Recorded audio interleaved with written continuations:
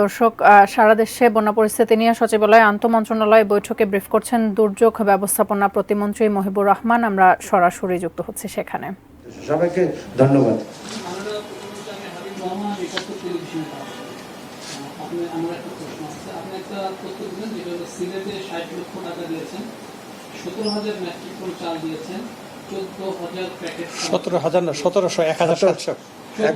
হ্যাঁ, 60 লক্ষ টাকা দিয়েছেন। এটা কি তিনটা বন্যা নাকি শুধু এই শেষ বন্যা?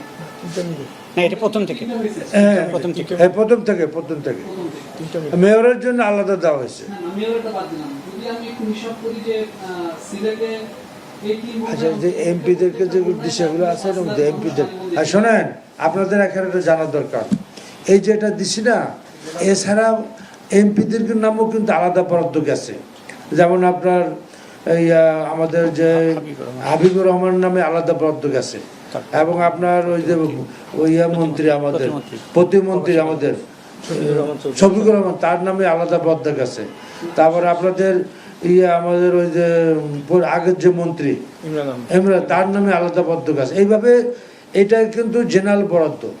এছাড়া বিভিন্ন এমপিদের নামে এলাকা ভিত্তিক, মানে দুর্গত এলাকা যে বিশেষ করে স্পেশাল বেশি খারাপ যেখানে, সেখানেও কিন্তু আমরা আলাদাভাবে যার যার প্রয়োজন অনুযায়ী, ডিমান্ড অনুযায়ী আমরা ব্যবস্থা নিয়েছি।